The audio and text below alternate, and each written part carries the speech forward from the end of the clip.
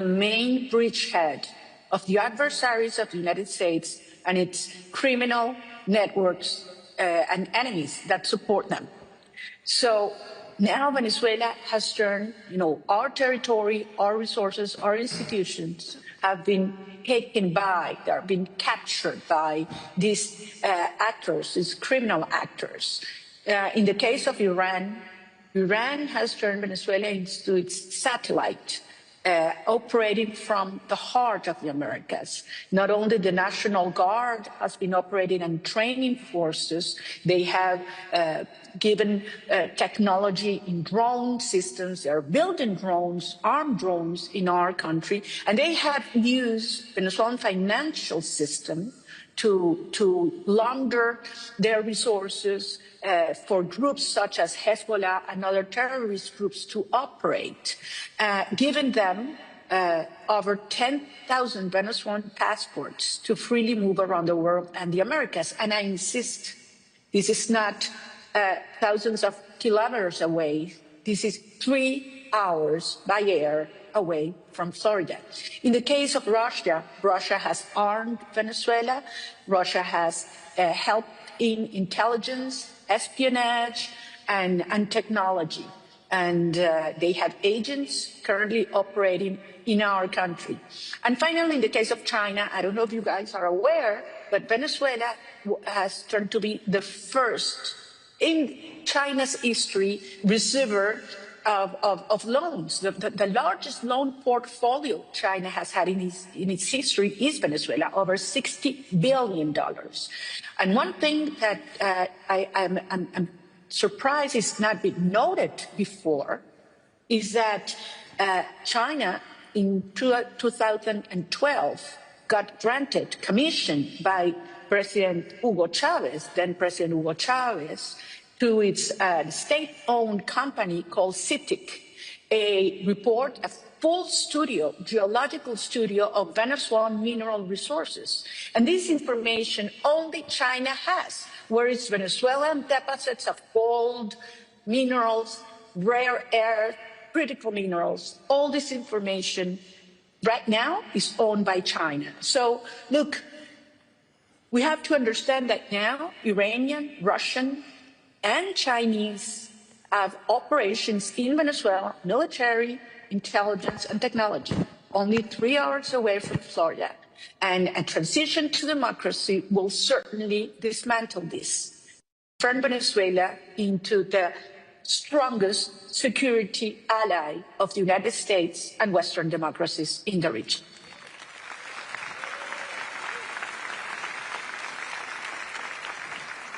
Fantastic. Going back to the elections for a moment, what would you do if Maduro called you right now, right after this interview, and said he's willing to recognize the results of the July 28th election and organize the transfer of power? What would be your top priority your first week of government?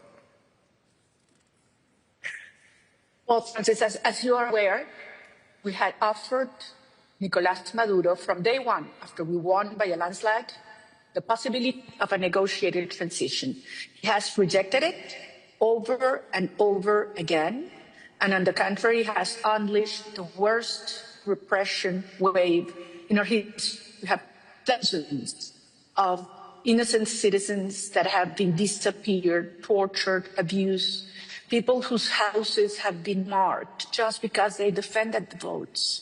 Currently, we have 870 political prisoners. Many of them are my colleagues, my friends, my children. And so this is a moment in which Maduro has to understand that the hours are running up. And certainly, if he accepts a transition, this will move further, orderly, and peacefully and faster. But it will take place regardless whatever Maduro does. So in the first stage, in the first 100 hours, we need to take control. We have to secure power stations, secure the borders, and of course, liberate all of our political prisoners. The first 100 days would be a day of a stabilization in which we need to give attention and center all our efforts in our people. people that will have supply of power in order to have supply of fuel, to have foods, medicines, security. And certainly from economic perspective, we need to put order from this chaos. Venezuela is currently to bring order in every dimension, but especially in our economy, in our financial accounts. Everything will be made public because transparency is the essence of trust. And I want to convey this message of all of you that are business promoters and entrepreneurs and visionaries in this hall today. Listen to this. Venezuela is coming back, and fast. We will turn Venezuela from the criminal hub of the Americas into the energy hub of the Americas and the technology hub of the Americas. Venezuela is going to be the new global frontier for innovation and wealth creation, and we invite you to be part of it. I really hope you can hear the audience clapping for that. Maria. No, I can't. I just imagine it. Imagine it. What impact would a transition to democracy have for Venezuelans, both inside and outside the country, so many of them who are here in the United States, and for the entire region? This will be transformational, Francis. This transition to democracy is going to be the biggest legacy of this leadership for generations to come. And I'll mention only 5 dimensions because there are many others. First, for our people, a country that has been suffering, torn apart, where children only go twice a week to schools because teachers are paid $1 a day, where 86% of our population lives in poverty. And yes, I'm talking about the country that has the largest oil reserves in the world. And that's what we're suffering right now. We will turn fear into hope and re-countering the families. We will turn poverty into opportunity for all.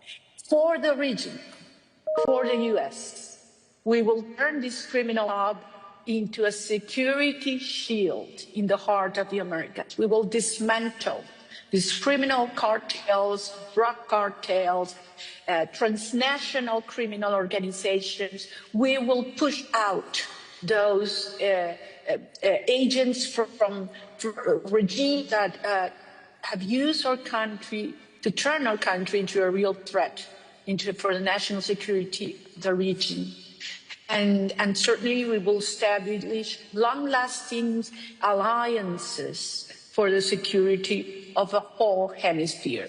Third, and this is amazing, super exciting for me, we will open Venezuela for foreign investment. I am talking about a $1.7 trillion opportunity, not only in oil and gas, which is huge, and you know that the opportunities, because we will open all upstream, middle stream, downstream to all companies, but also in mining, in gold, in infrastructure, power. We have our grid right now has a 17 gigawatt opportunity of energy potential that needs to be rehabbed. Certainly for technology and AI and tourism. You know, Venezuela has 2,800 kilometers of pristine Caribbean coastline ready to be developed. So this is going to be huge. We will bring rule of law. We will open markets. We will have security for foreign investment and a transparent, massive privatization program that is waiting for you. Fourth, I have to say, for the region, this will mean we will stabilize the region and bring democracy. And please listen to this. Our cause, the Venezuelan cause, is also the Cuban cause and the Nicaraguan cause. Liberating Venezuela will mean that Cuba and Nicaragua will soon be free again. And for the first time in history, We will have the Americas free of communism, dictatorship, and narco-terrorism. And finally, our people, you know that a third of Venezuelan population have been forced to flee our country, almost 9 million Venezuelans. Many of them are there with you, and I want to thank you, because if there's one community I need to thank, it's the community of Florida, because you have welcomed them, and they are good, hard-working people. But we want them back. And as soon as Maduro goes, you will see hundreds of thousands of Venezuelan migrants coming back home. We want our children back home, and we will reunite Venezuela in a proud, prosperous country for them. Wow. Again, you can't hear the audience, but they're clapping tremendously for you. How would you go about restoring relationships with more challenging countries like Brazil, Colombia, or Mexico? Well, the situation is different with every one of them, but they will understand that we will bring rule of law and transparency above all. Player in our region. We hope we can build strong, transparent, mutually beneficial relations with Brazil, not only in commerce, investment, migration, but also promoting democracy and rule of law in the region. Secondly, with Mexico, this goes beyond commerce or investment, because there's a common challenge regarding dismantling the drug cartels. And we expect that this could be a hand-in-hand strategy, as we will have with the United States and other countries, for these criminal structures to be stopped and pushed out of our countries. And finally, Colombia, I would say that's a vital relationship. You are aware that we share, a very vivid border that has turned into a gray zone where criminals operate freely. And the only way you can dismantle this and this corridor of drugs that comes from Colombia through Venezuela towards the US, the Caribbean, and Europe, the only way is from an alliance on both sides. Maduro so far has been the best supporter and part of the business of the Colombian guerrilla and the drug cartels. So we expect that we can work seriously with Colombia in order to dismantle these cartels and take state control on this territory. But I have to say, in the case of Colombia also, that Colombia has been the main recipient of our migrants, and almost 3 million Venezuelans live in Colombia currently, and they have been received as in their own homes, and they have been protected and integrated into the community and economy. And I want to thank what the Colombian society has done, and this has made us come further together. I mean, Colombia will never have peace until Venezuela is free. And our destinies are tied together. And my dream is I can go and stand in the Simón Bolívar Bridge that unites Colombia and Venezuela with my arms open, receiving thousands of Venezuelans coming back home. And that will happen soon, Francis, very soon. Wow. So we talked about your first week when you come back. What about the next 5 years? What's your vision for the next 5 years of Venezuela? Well, I will be with my family united and my loved ones in a free country. And I will tell you something, Venezuela will be the envy of the world. They would look and say, how did you do that? How did you turn a country in ruins into a beacon of hope, of prosperity, of security? I know many people feared that the destruction and devastation have been so huge in our institutions, in our infrastructure, in our resources, in our families, in our soul. But believe me, this has brought a country united as never before. We turned down the barriers the regime had built to divide us for racial or ideological or social issues. And the country is united around values, human dignity, freedom and love. And this, this urge, this need to bring our children back home. So Venezuela will turn into a country of prosperity that will be a living example of what citizens organize with their, will and genius to turn into a great nation that will also be a recipient of citizens that come all over the world because they want to invest, to create, to live their dreams in a land of grace.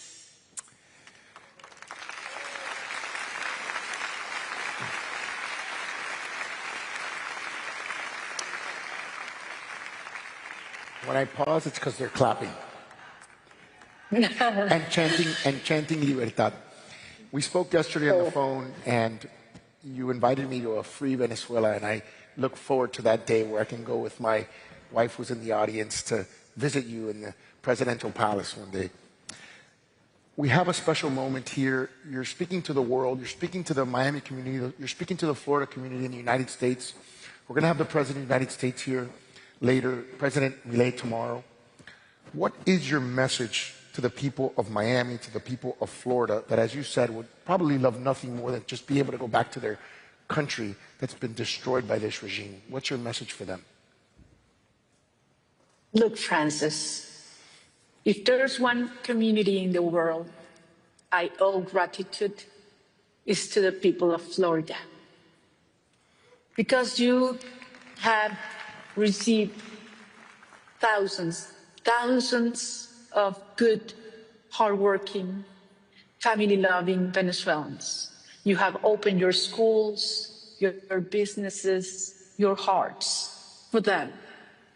They have feel protected while we work together and fight for they've been able to come back. And also you have maintained this flame of hope alive, making the world understand that freedom is a universal cause, and understanding what it means liberating Venezuela in the context of Latin America and the Americas as a whole. As I mentioned before, once we liberate Venezuela, Cuba will follow, Nicaragua will follow.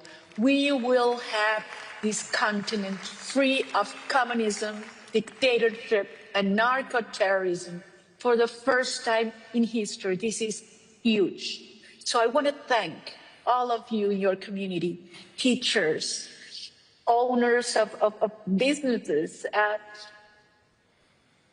journalists, and certainly your leadership, your political leadership. You have been a great friend, Francis, of our cause. I am so grateful to you. I'm so grateful to the Secretary of State, Marco Rubio, that has been, the champion of the cause of freedom and democracy in the Americas. I want to thank Governor DeSantis. I want to thank my friend, Senator Rick Scott, that has always trusted us, and now Senator Ashley Moody. And of course, I have to say, and I want to make a special mention to our three amigos, or three friends, Maria Elvira Salazar, Mario Diaz-Balart, and Carlos Jimenez, who have been so close and always supporting us. So, this is a tribute to all of you as well. And I want to insist in this. The prize that was given to us is also a prize that you should feel as your own, because you are part.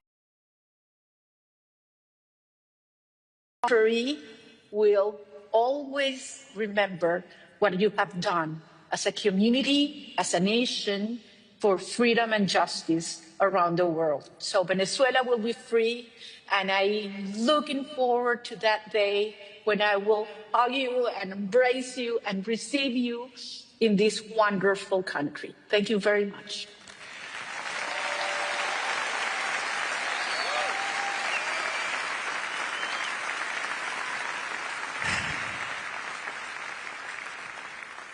Maria Corina, thank you so much for your courage in doing this. We know you do this at tremendous risk to yourself. Thank you for sharing your words, your vision, for your leadership. Thank you for being such an example to all of us of what courageous leadership really means. And on behalf of the American Business Forum, I just want to congratulate you once again and thank you. Thank you very much. My pleasure.